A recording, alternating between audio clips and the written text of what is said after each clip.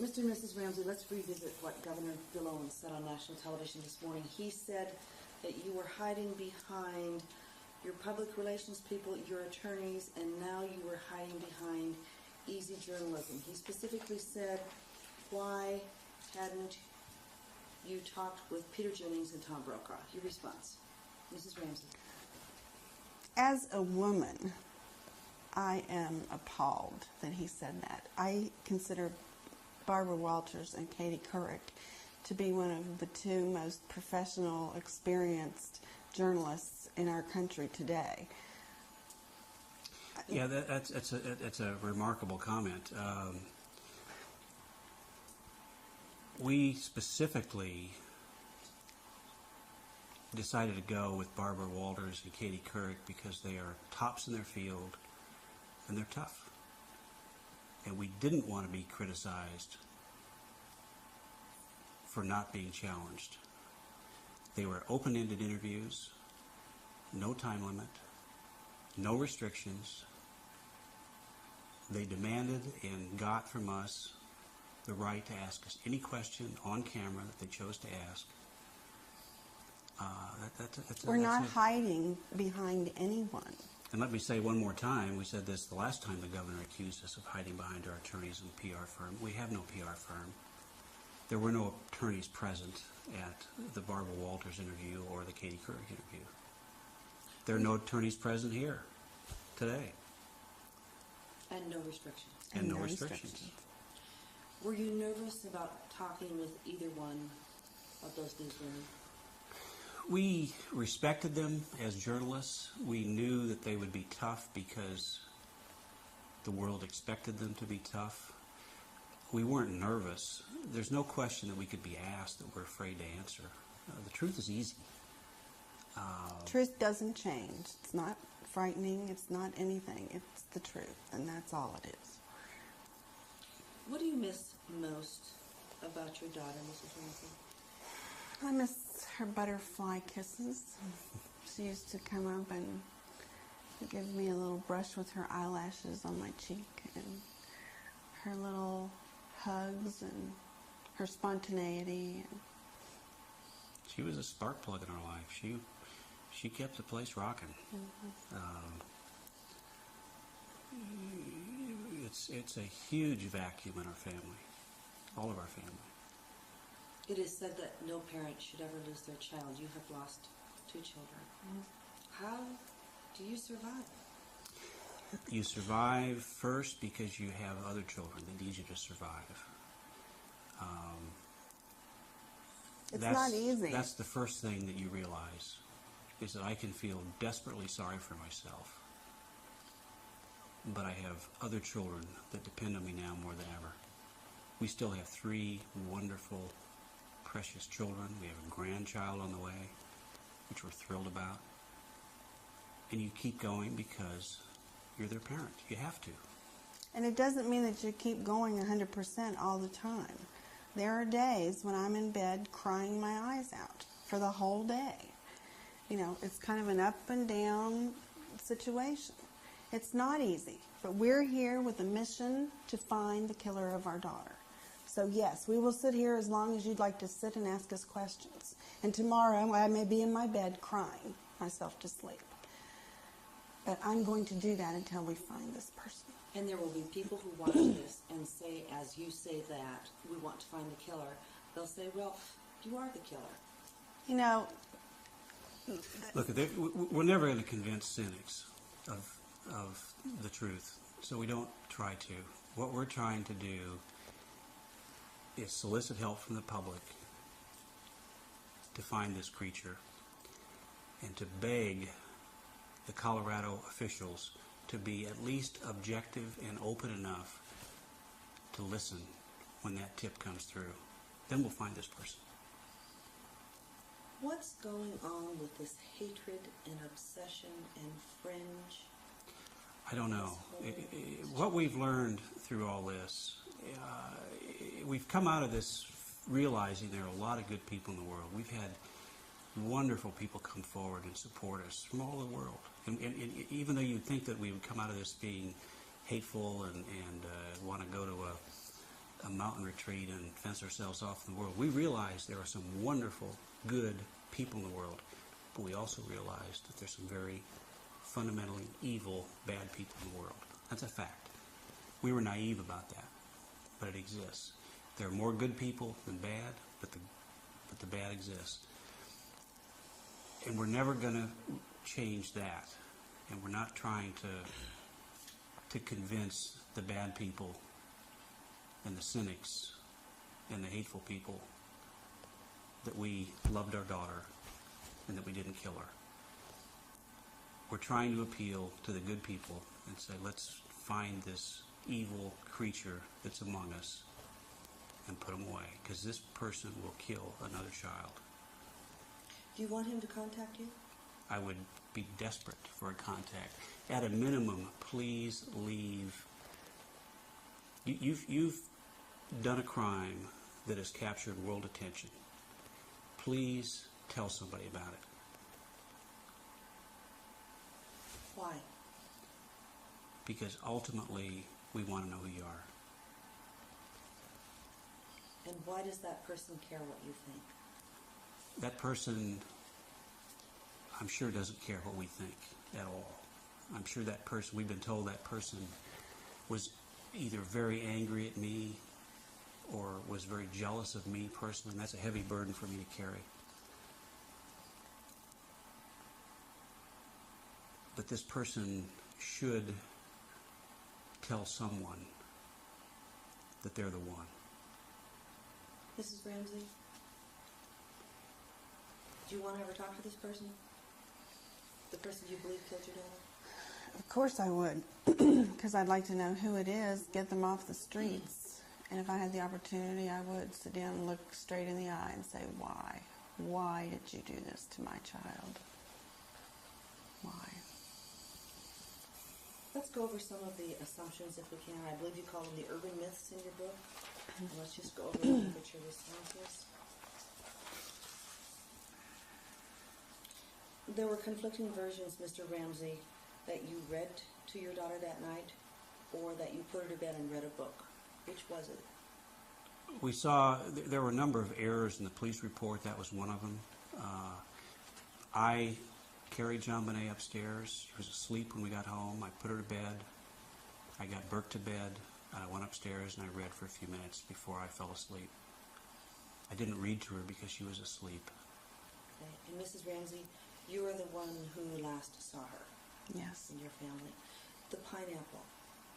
What about the pineapple? The autopsy revealed pineapple, yet neither of you recall pineapple. Well, I've not specifically read the autopsy report, but it is my understanding that they are not definitive about whether the substance in her digestive system was pineapple or not. All I'm saying is that I did not feed her pineapple when we returned home from the White's house. She was sound asleep.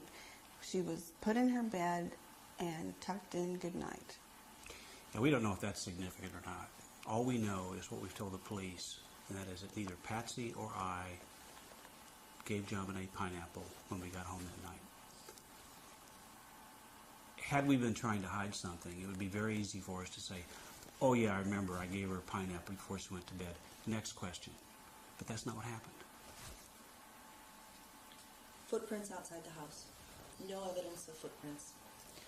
I think it said no footprints in the snow. And we have seen photographs that were taken the morning of the 26th. By the police. By the police of each of the door entries and around the house. And there was no snow. Urban myth. Mr. Ramsey, you left the house to get mail.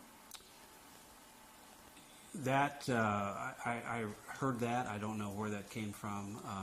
Our mailbox is not outside. There's a slot in the door. There was a pile of envelopes at the foot of the door inside the house. I was desperately looking for another communication from the kidnapper. Phone, mail, I didn't know how it was going to come. I went through those envelopes to see if there was anything else from the kidnapper. We'd just gotten a letter, a 3-page ransom note on the back stairs. I was hopeful that there was another communication. My question is, why didn't the police do that? Mrs. Ramsey, did you ever leave the house that morning? No, I did not. Okay. This is Ramsey, the 911 call. There are contradictions about whether or not the phone was hung up and whether or not your son Burke came downstairs and was talking. Some police officers believe that they can hear that on an enhanced audio tape. Others say no. What do you say? Well, we have not heard the 911 tape, but we understand from people who have heard it that it sounds like a bunch of chipmunks chattering and that it is almost unintelligible. All we know is that Burke did not come downstairs that morning, nor did we say to him, go back, or whatever it is they say that it's said on the 911 tape.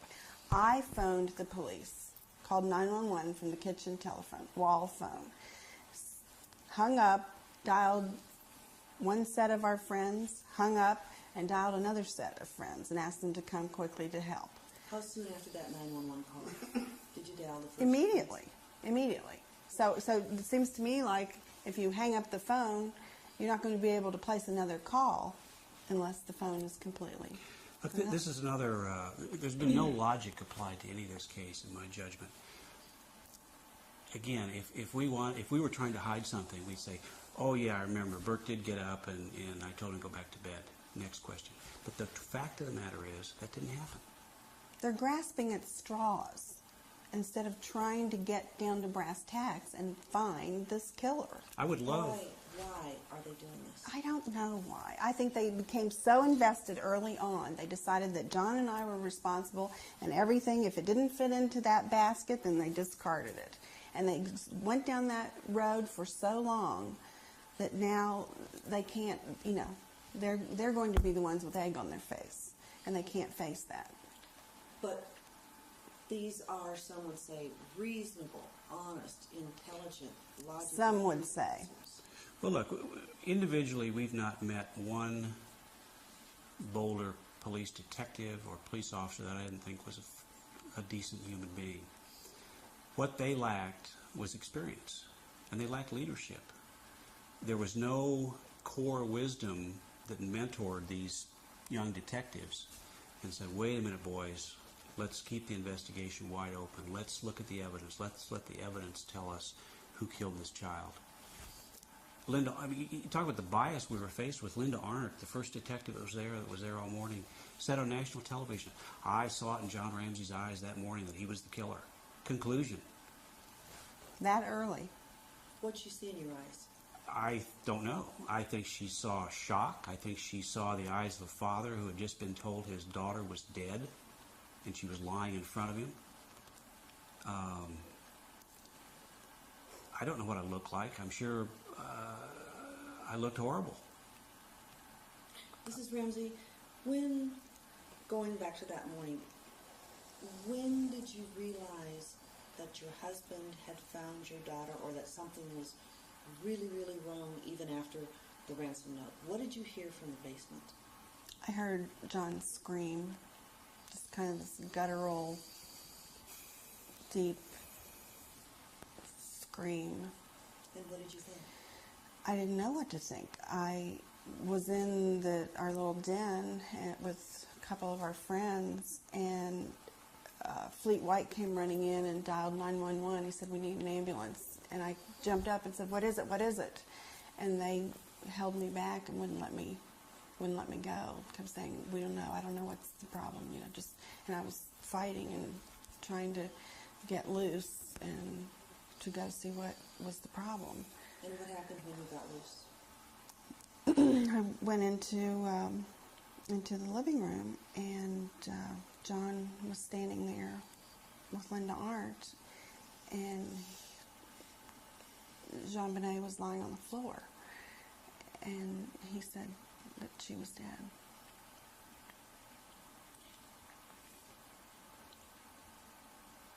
Mr. Ramsey, the police officers told you, or the police detective told you to search the house. Tell us about that, please. I don't remember exactly when it was that morning, but we were standing in the foyer of the house, and Linda Arndt asked me to take someone with me and go through the house thoroughly, look for anything that was out of the ordinary. Fleet was standing there, my friend, and we both went to the basement. and first went into what we call the train room, which is where we found the open window and the suitcase up against the wall. We looked there for glass, again, to see if we could find any glass, because the window was not only open, it was broken. Then I went to the room where we did find JonBenet. The door was latched. I unlatched and pulled it open, and knew instantly what I found. Tell us about that, please. Well, it was a rush of relief, but also fear, because her eyes were closed. I immediately took the tape off of her mouth, tried to untie her arms were bound above her head. I tried to untie the knot, and I couldn't get it untied. Her skin was cool to the touch, and I picked her up, and that's when I screamed, because I was, I guess, just realizing that things were not going to be okay after all. And things never have been since. No, they never will be. We've lost our child. It's never going to be the same.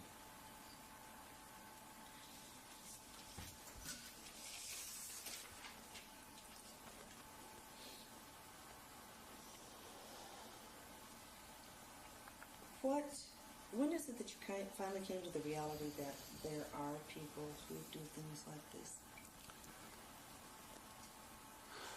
That day. That day. You read about crime in the paper, and you think, well, there must have been a reason, or it's not going to happen to you. And you kind of, we see so much crime on television. I think we almost put real crime in the same category as kind of make-believe that happens in a different world.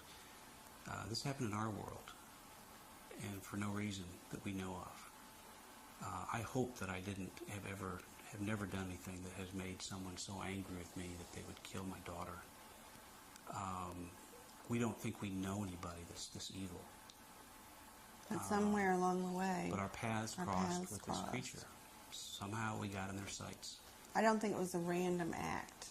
No, I this person didn't just walk by our house that evening and decide to come in there. This was well thought out. What do you think, Mrs. Ramsey? What do you think happened? Did he stalk you that day? There must have been something like that.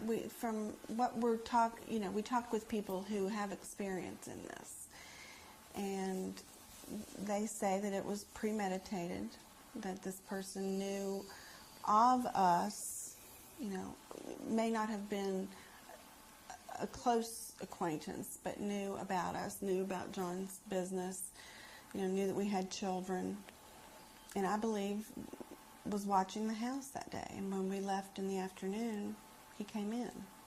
How long do you think this person was in the house, Mr. Ramsey?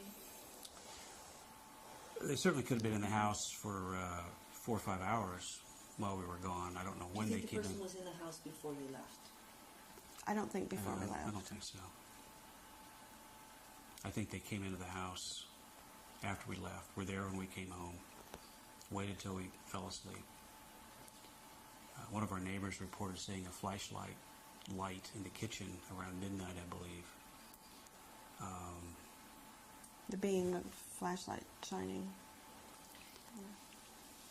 None of this, it's so cruel, but none of it makes sense. Look, this person is a monster. It's a subhuman. This person doesn't think like you and I do. This person is not going to make sense. I mentioned to you before that I wanted you to look at the ransom note again and just go over what you know about the ransom note with us, if I can find it.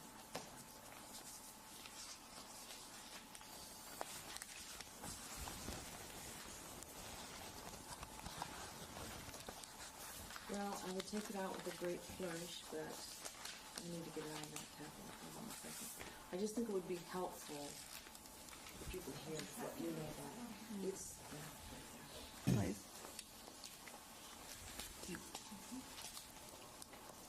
Thank you.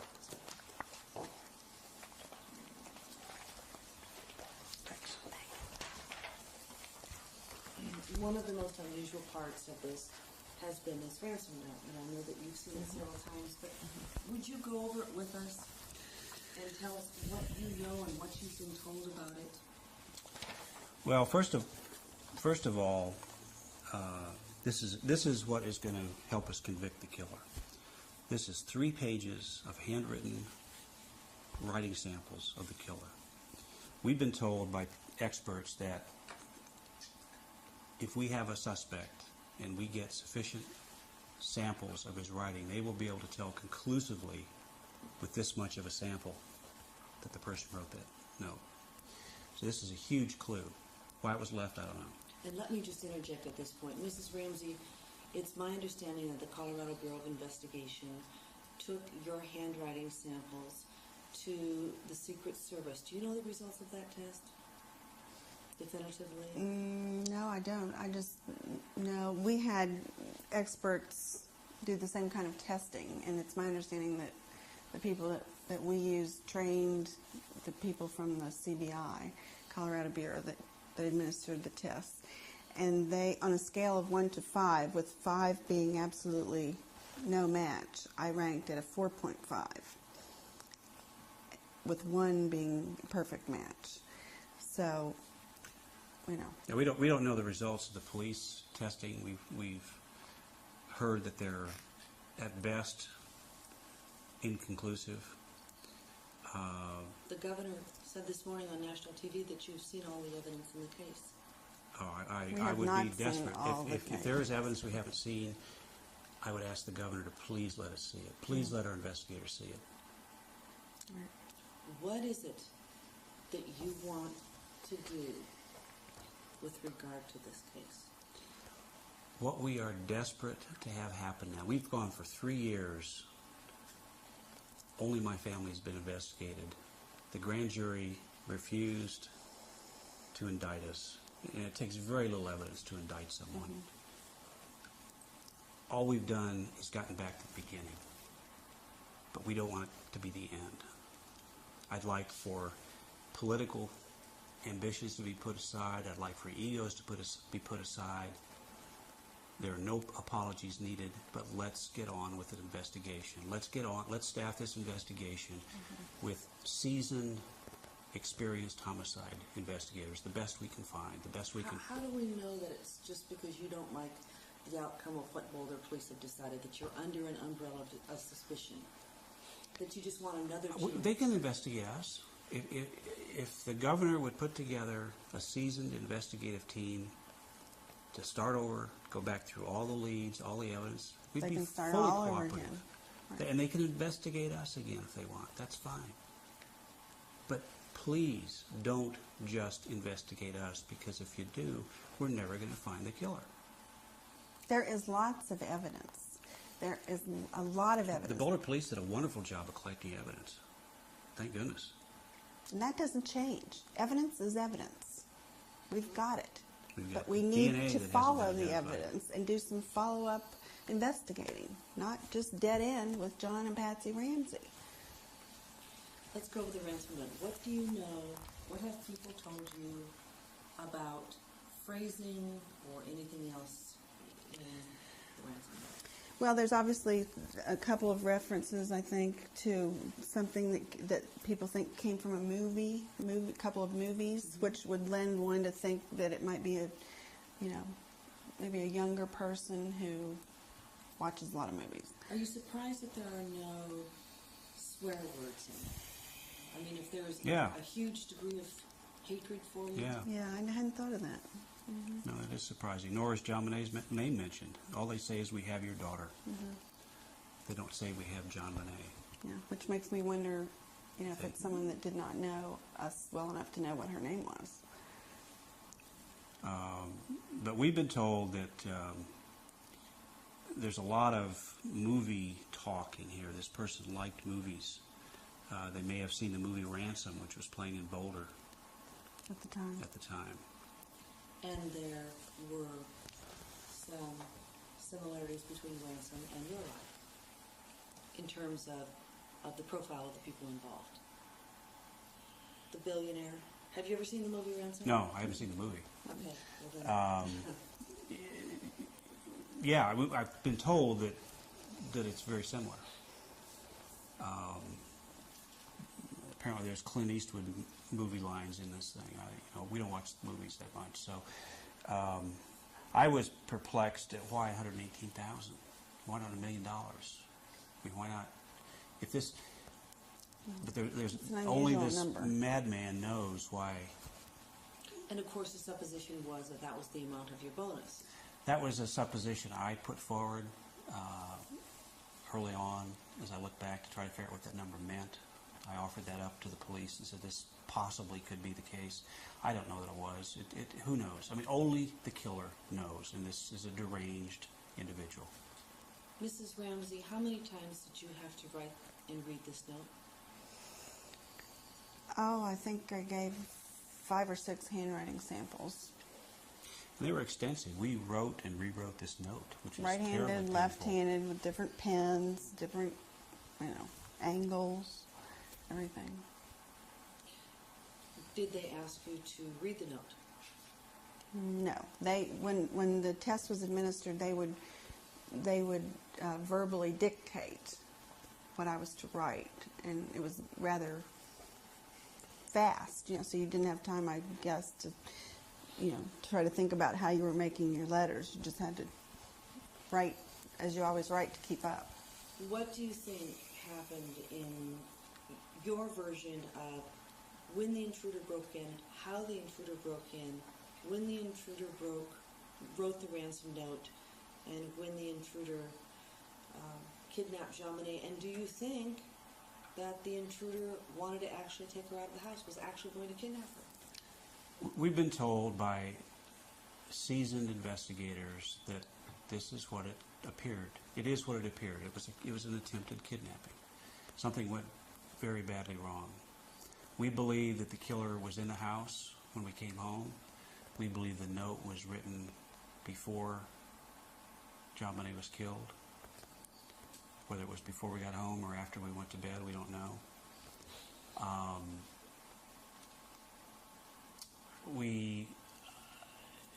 I have strong reason to believe that the killer either entered or left the house through the basement window that we found open, and we found a hard Samsonite suitcase flush up against the wall as if it were a step to get out of the window. The window was probably 5 feet off the floor, so you had to step on something to get out. That's my best guess at how at least they got out. They would have needed the suitcase to get out of that window. How do you think they were going to get her out of the house, or he? We've been told that the suitcase may have been involved. Okay, let's take a short break here to switch teams. What eliminates you as suspects? I don't know if anything eliminates us. I don't know that we'll ever be able to prove our innocence. First of all, we shouldn't have to prove our innocence. One of the things we've lost in this society, I believe, is the presumption of innocence. We've been told by the police, prove to us you're innocent and we'll be the first to say it. And we were aghast at that kind of a statement. But we've lost that in this country. But the fact of the matter is, the only thing that will prove our innocence is when we find the killer. Mm-hmm. And there's still going to be 10% of the population that says, oh yeah, but I don't believe that. They still are the guilty ones. There are still people on the web who believe Charles Lindbergh killed his child and that the whole trial was a hoax. So we're never going to convince the cynics of anything. But that doesn't matter. Proving our innocence isn't important. Never has been. Finding what is the important killer is finding the killer of our daughter. Important. Do you think that'll happen? Yes, Absolutely. I do.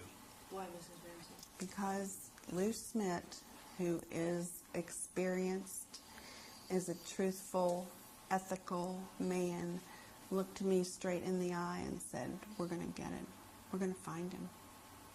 And I'm holding out hope for that.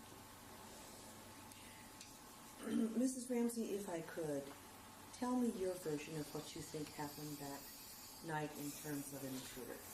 And I know you've been over this 100 times, but if we could hear it from you, please. Well, I think that when we left in the late afternoon to go to the Whites for dinner, that possibly this person was watching our house, watched us leave, and came into the house at that time. So there was a window of several hours of time where he could have familiarized himself with the house, where JonBenet's bedroom was, where our bedroom was, where the basement was, before we returned home. I believe that the ransom note was probably very likely written at that time. We had paper and pens all over the place, so they were available. And then I think the person was there when we returned home that night. And the ransom note was already written? I believe it was. I mean, it's very unusual for a ransom note to be this long. From what we understand from professionals we've talked with, that after someone commits such a crime as this, they, get the heck out of there. So. We've also been told by experienced people that not even a serial killer could sit down and write a 3-page ransom note after they've killed. And why would that be? I don't know. I don't know that. But I think it's because this is an emotional climax for them, and to sit down and write what probably took a while, because it obviously was written to attempt to disguise the handwriting, a 3-page note, which I think this is either the longest or the second longest ransom note in the history of this country. That couldn't have been done after just murdering a child by anyone. We're told. Talk to us a little bit about that, Mrs. Ramsey. Your child's been killed brutally, and then someone writes out this ransom note. Why do you think that that's not feasible? Why do you think it was written before? Because I have been told by people who are experienced in this field that is usually the way it happens. I have no previous knowledge about these kind of things, but we have been, in conversation and in we think about this every day. Every day, and we've sought out, the top people in the field that know about how the criminal mind works, and this is what we're going on. The profile that's in the book, all of that information is not from John and from me. This is from people that know what they're doing. The intruder took your daughter downstairs and could not get her out of the house? Is that what you suspect? That is what we've been told is a likely scenario by experienced investigators. Yes. Well, someone also said that typically the body is left in the house if the perpetrator doesn't have any place to take the person. And what does that mean to you? Well, I mean, I'm not sure what that means, other than that, he didn't want to take the body home with him or in his car or wherever, so she was left in the house. How is it that you are able to sit here and talk about the body and it's your daughter? I have to kind of put it in a clinical perspective rather than emotionally when I can, to talk about it like this. We have a strong faith, and our Christian faith assures us that JonBenet is safe. She's in God's arms, in God's care, and we believe that. We know that.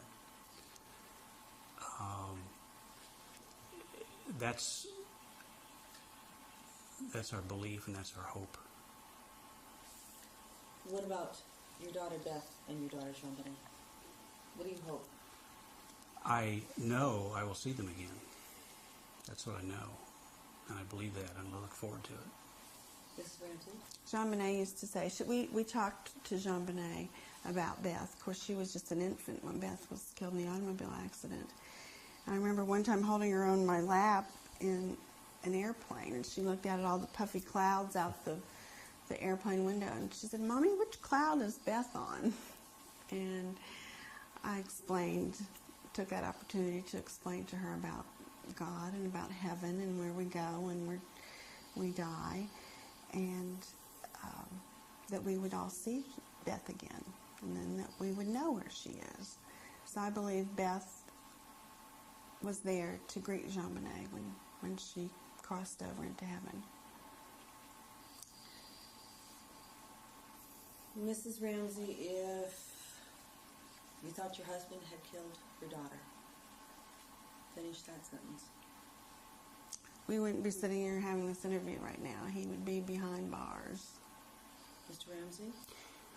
The police asked that question of me. They said, hypothetically, if Patsy did it, or you thought she did it, would you turn her in? And I had to think about it, because I was like, I never even thought about that. Because I tried to give him a thoughtful answer, and I thought, and I said, yes, I would. Absolutely. You turn her in? Yes. Without question. Your love for a child is unconditional. Your love for a spouse is conditional.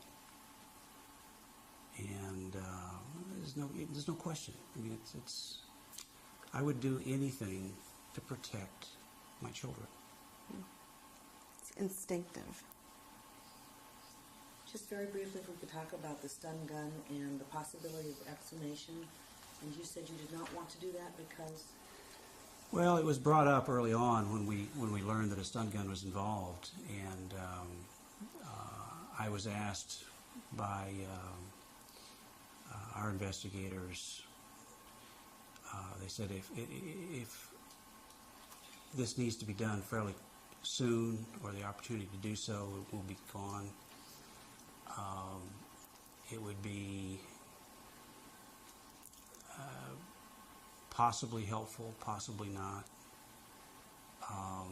And I just could not bring myself to say, yeah, let's do that. I mean, my child was at rest. She was at peace. We'd laid her to rest. And I couldn't bear the thought of that. Even if it meant helping to find the killer? I wasn't convinced that it was conclusively going to help. They have photographs. They have experts they that have have said enough that they know. Very compelling. Yeah. Dr. Doberson, I think in Colorado, who's a leading expert on stun gun wounds, has viewed this and said it's very compelling. If you thought it was anyone in your family, that person would be reported immediately? Absolutely. Without question.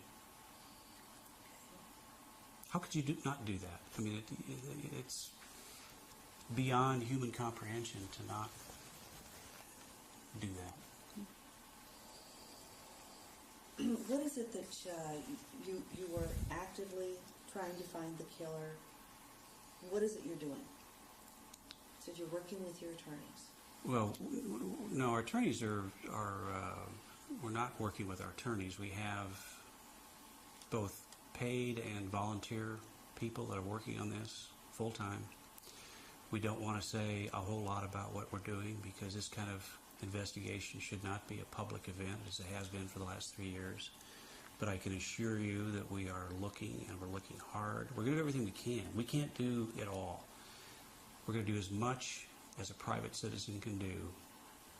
Ultimately, we need someone that has the authority of the state with a badge to finish the job. Because there are certain restrictions that you cannot. There's certain things we just can't do. We can't subpoena information. We can't demand that people talk to us. We're going to do the best we can and everything we can, but and we're hopeful that we're going to get a huge leap forward when we get that tip that we've been waiting for. And this is a tip that you hope will come into you and your people? I don't care where it comes. We've asked people to call us, call the Boulder police, call your local police, call the FBI. All we hope is that whoever they call is receptive enough to listen. See, the person that calls is probably possibly not going to be who you expect to call or who you want to call. What do you mean? Well, we've seen a number of calls come in where the response has been, well, they're just strange people. They can't be taken credibly. You have to listen to every call. This person may be very credible. They may appear to be very uncredible. Certainly if they're a friend of this creature, they're going to be a bit odd themselves. What do you call him, this creature? Because I don't think he's a human being. This is a subhuman. This person is a monster. How could you kill a beautiful, defenseless, 6-year-old child on Christmas Day? That's a monster. That's not I will not give this person the credit of calling them a human being. Mrs. Ramsey, do you want to hurt this person? I don't want to hurt anyone. I just want to find this person, get them off the streets, know that they're never going to have the ability or opportunity to do to some other child what was done to JonBenet. This book, The Death of Innocence, your picture's on the cover. Why your picture and not your daughter's on the cover? This is our story. I mean, there have been, I think this is now the 10th book, I'm understanding, that has been written about this case. You know, we are the only ones that know what has happened to us since JonBenet's death. No one else. This is a story only we can tell. You know, I was even a bit uncomfortable putting her picture on the back. Why is that? I don't want to violate her privacy any more than it's been violated. But we wanted people to read the book and get to know the real JonBenet. JonBenet was not a 6-year-old beauty queen as she's been characterized in the media. She was a wonderful child. We knew she'd be special. She took dancing lessons, tap dance lessons, acting lessons. She was learning to play the violin. She took piano lessons. We had her signed up to take rock climbing lessons. She did a lot of things. She was a ball of energy. And we knew that she was going to be very special in this world someday. We had no idea she was going to be special this way. And how is that? Her name's known around the world.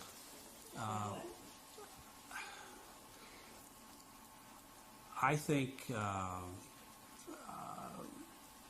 people saw her as a real child because of the videos and she wasn't a statistic. There's been over 1,000 children murdered in this country since JonBenet was murdered.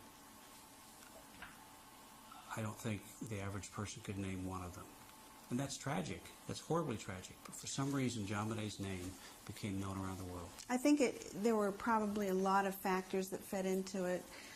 The availability of the videotapes from the pageants and the photographs that were, sold enabled the public to know her more than just one little school snapshot picture that we normally may see if a child is killed in this country. And then I think compounding on top of that, they started spinning us into this real life JR or some mean, rich, horribly abusive parents, and all of a sudden it was a real life soap opera, and it just kept spinning and spinning and spinning. And where is it now?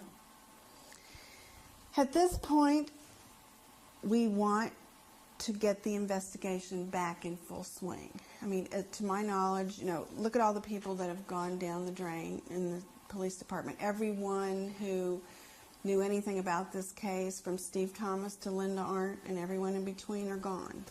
They've folded, closed their cards, and headed home. So there's no one, to my knowledge, working on this case as we speak, except our people. The governor made a direct statement to you when he decided not to have a special prosecutor. What would you like to say directly to him about an investigation? Well, first of all, we'd be happy to meet. And I emphasize the word "we" just in case there's any confusion on that. But we'd like to meet to encourage you to put a robust, qualified, objective, competent team of investigators together. Go back to the beginning. Go through all the leads that haven't been followed up. And let's find the killer. I don't care about anything else. Do you want to talk to him, both of you, as a publicity ploy? No. We don't want publicity. We want to find the killer of our child. That is all. We've been we want. accused of liking the publicity. We hate the publicity.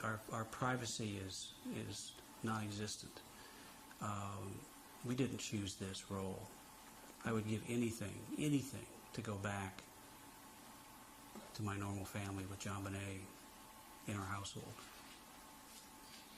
This is not pleasant for us. The videotapes, is it my understanding that they were bought up by someone and then sold to the media? That's my understanding. These videotapes were taken at these functions, which were usually on a Sunday afternoon with families in attendance, so that the mother and dad could sit and enjoy the program rather than have to be fussing with the camera all the time. So then these tapes were made available at a very nominal price, that you could buy and take home and have. Then they became, people right away started seeing that they could make a buck, on all of this. So all this stuff was offered up, for a price to the tabloids and to news stations, et cetera, et cetera. And I think one of the tabloid reporters somehow got all the rights to all of the videotapes, and he's, every time something is run, he gets a little, royalty on it. Just sickening. Yeah, it's sickening. I mean, there are people we know of, for example, in Charlottesville, who were approached. Our little community in Michigan where we'd go for the summer sometimes, and they refused. They said, "We're not going to make money on the death of this child who was our friend." There were families that were offered a lot of money for photos. There were little girls, JonBenet's little friends, her little 14-year-old babysitter, who was a friend of the family as well, was offered $700 a piece for any photo she could produce of JonBenet, and she turned them down. There still are Because people she had around principles. with integrity. But there are people that don't have any integrity, and sadly, we were around some of those, I guess. Mrs. Ramsey, when was the last time you saw your daughter alive? When I tucked her into bed, 25th of December. And what did she say? She was Oh, asleep. that's right, she was asleep. Sound asleep. Mr. Ramsey? The same. And when I carried her upstairs and laid her in bed. Knowing what you know now, if you could change any part of the investigation after your daughter's death, what would it be, or what would you do differently? I wish I would have demanded that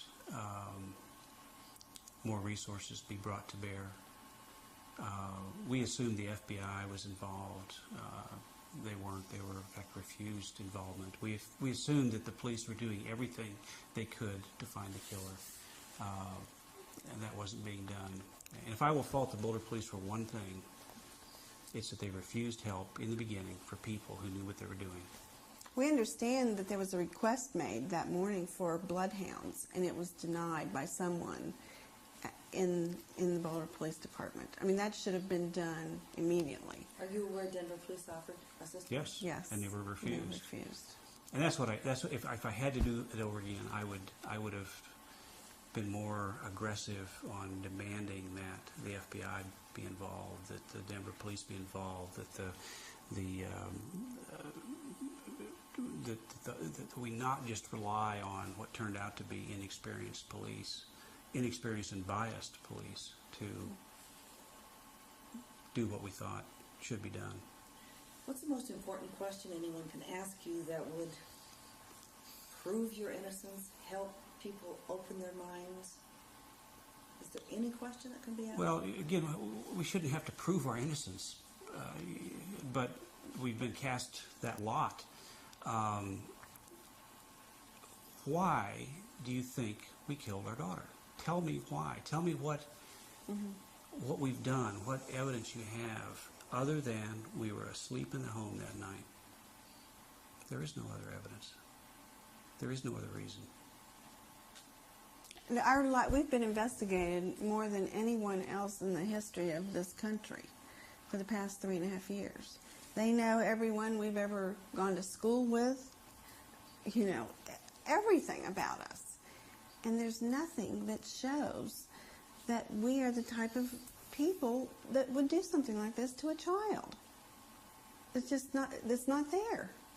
What did you want for Beth and JonBenet as kids that grew up to be adults? What did you want for them? I wanted the world for them. I wanted to give them the world. The world is their oyster, you know. JonBenet, I wanted to grow up and be happy, to be a mom like me, you know, to have a little girl like her someday. That's what I wanted. Mr. Ramsey? I used to think about that as a father of 3 daughters. How would I like my daughter to? Who would I like her to marry and take as a maid? And what I realized was that what was most important was that she be happy, and that she loved this person and this person loved her. Beyond that, it didn't matter. It didn't matter if they were rich or poor or what. But if they loved each other and they were happy, that's what I wanted for my child. In a sense, up until Beth's death, you all have lived the American dream. Self-made, made a lot of money in the computer industry, happily married, with children. Tell us about that. Well, you know, in this country, we're so proud of that anyone, you know, from any walk of life can achieve the American dream. I mean, I came from a normal American family in West Virginia, not a wealthy family, a comfortable family. Same with John. He grew up in Nebraska and Michigan, you know, not a wealthy family. And what we have achieved, we were educated in this country, you know, worked hard, darn hard, to get, you know, where we were and to achieve the success that we may have enjoyed.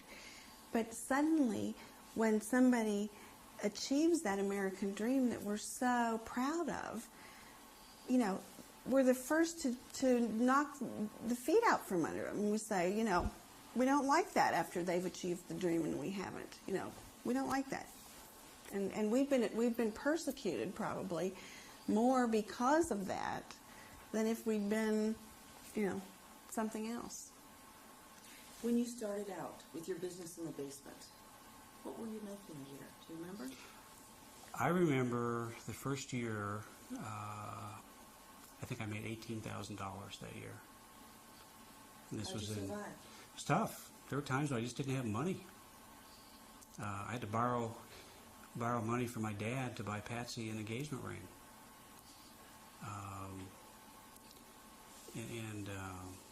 But we thought we were okay. You know, we Why'd you go with this kept gas in the car. no potential?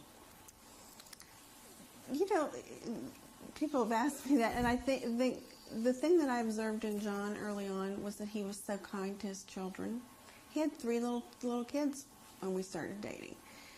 And I remember after he'd asked me to marry him, my parents, you know, talking to me and saying, now you understand that you're buying into a package deal here. You know, there are 3 former children, and if there is, you know, $10 left in the bank account, you know, they're going to come first. You know, we wanted you to understand, you know, what you're buying into here. But he was so kind to those children. And, I mean, wherever we have been in the world in our 20 years of marriage, you know, at a certain time every evening, he was on the phone to those children. And that means a lot, because I remember thinking to myself, you know, he'll be a good dad. He'll be a great father to my children. Let me just scan over this. Oh, one other thing I wanted to ask you about is lawsuits. Currently, who are you involved in lawsuits with in terms of libel? We just recently announced the settlement of a case we had brought against the Star magazine. We're not under condition of the settlement allowed to talk about it. There's a the amount or the conditions. That's the first of what will be many. I believe as we speak, our attorney's filing a suit today against the Globe tabloid. We're just getting started on that. Oh, and the Inquirer, the National Inquirer? Anything? Stand by, as Linwood would say. Stay tuned. Stay tuned. We have, we could keep a building of lawyers busy for 5 years with the amount of slander and libel that's been thrust on our family. They have to be held accountable. You know, it is just not, talk about hiding behind things. The First Amendment, freedom of the right to free speech, has been, taken way out of context. And people should not be allowed to get by with the things that they have done and said to us. And if we don't fight it, what's going to happen to the next family? It's just uncalled for. We're going to take a quick break, and this should be our last tape. Why would God let this happen to you? I don't know. I'm sure He has a master plan that's underway. I think what it says right in the Bible, what man has meant for evil, God will use for good. I don't think God wanted this to happen. I think He cried right along with John and me when JonBenet was killed. But He will use it in some way, make something good happen from this. What has this done to your marriage? In a lot of cases, statistics show that people break up when there's a child's death and it's violent. Yeah, I've heard that, and based on our experience, I suspect that the reason for that is that you become very self-focused. This has happened to me. I'm devastated. I'm crushed. Poor me. And if you let that go too far, your spouse can't respond because she's feeling the same way, or he. And I think what Patsy and I have been able to do, first of all, when one of us is down, one of us has been up. That's been very, I don't know if it's coincidental, but it's made things work. And we've realized, I think, that we both suffered deeply, and that we can't sit back and pity ourselves individually. And I look at Patsy and I know how deeply she's suffered and hurt, because I know I've done the same. And that's really strengthened our love, I think. True love, real love. We've had to lean on each other and our family and our friends, because it's been, us against the world, basically. Because for 3 years, the world's been told that we were the murderers. Mr. Ramsey, what did you first hear that morning when Mrs. Ramsey went downstairs? How did you know something was wrong? I just heard her scream my name, and I knew from the tone of it that something was drastically wrong. If JonBenet were alive today, what do you think? What would you be doing today? Or is that too cruel? No. You can't think about that because it's not a possibility. But she'd be in school, laughing innocently with her friends. She'd be getting straight A's. She was a smart kid. She'd be loving life, You can't think about that. Yeah. Does it bother you when people talk as though they know her when they never met her? No, we're delighted when people care about our child. So it's a wonderful feeling. And that, you think about people that have lost children and haven't had that benefit. That's been very, very uplifting to us, that other people love our child. What kind of responses are you getting on your email from your book? We've gotten some. I check it probably 3 times a day, and our investigators check it as well. We get surprisingly a lot of just communication.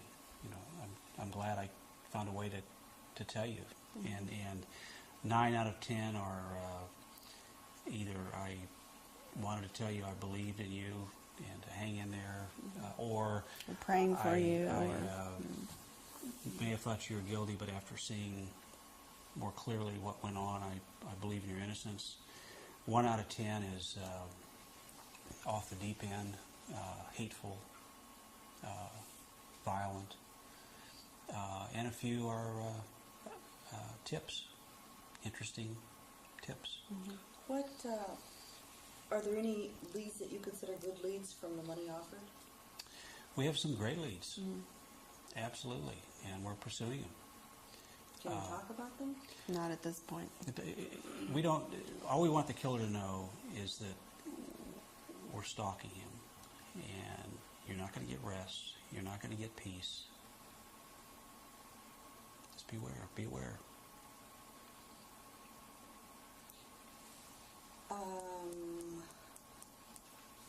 Do you have the bedwetting issue? Mrs. Ramsey, we've heard you talk about that before, and your stage 4 cancer, and comparing the two. What about the bedwetting with JonBenet? It was not an issue. I mean, I've said this before. All children have accidents. If she was especially tired when she went to bed and didn't go to the bathroom before she went to bed, she could have had an accident. You know, it was few and far between. It was not a big deal. All 4 of our other children had similar experiences. You know, that was made much too much of something It's of nonsense. nothing. Absolute nonsense. Few and far between means what? Oh, I don't know. I mean, I didn't keep track, you know. Not enough to be alarmed, enough to even speak to a doctor about it. Okay. All right. Is there anything else that either one of you would like to add with regard to trying to find the killer and people who might be watching us? What do you want to say to them who might be able to help? Please call. If you have any idea, no matter how far-fetched it is, call us, email us, write us, call the police, call Crime Stoppers, call your local police. Somebody knows who did this. They may not know they know it, but if they think about it, listen to what we've tried to convey. Think about the stun gun. Who do you know that owns a stun gun? Who do you know that owns an air taser stun gun, which is the brand we think that was used?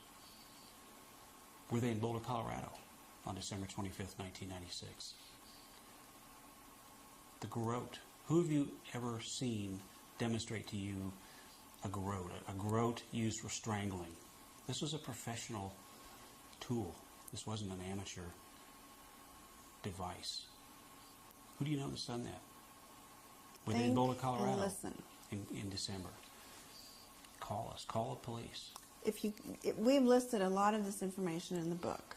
There is an entire chapter devoted to nothing but who we think this murderer is. If you buy the book, read that chapter.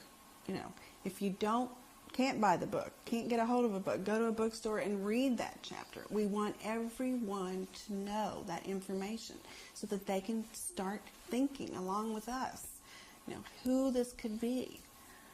Help us. Okay. And only 3 more urban myth questions. The scream. Did you hear anything? No. Did not hear a thing. Sadly, no. You were on medication that night? I had taken a melatonin tablet, which is supposed to help you sleep. Mrs. Ramsey, the clothing. Well, the police were suspicious because you had your makeup on and you had the same clothing as you had worn the night before. Mm-hmm. When did you get dressed? I got up in the morning, got dressed. I had, the night before, had put my pants and sweater and bra and, you know, laid across the edge of the bathtub, and I picked it up the next morning and put it back on. See, any parent that has taken early morning trips probably follows the same routine we did. We would get up, we'd get dressed, we'd get fully ready, we'd get the car loaded, and then we'd get the kids up. Quite often we get the kids up with their pajamas on and put them in the car. Okay. That's standard parent 101 travel, I think. That's how we always did it. And one question that's unpleasant, and I'm sorry for asking this, but what is your understanding as far as a possible sexual assault? I think that's inconclusive. I've been told that there was no penetration and that what was previously thought to be semen is not. So. Is there anything else either one of you would like to add? Just help us. If you're listening to this program and think you have information that can help, please help. Thank you very much. Thank you, Paula. Appreciate that. Thank you.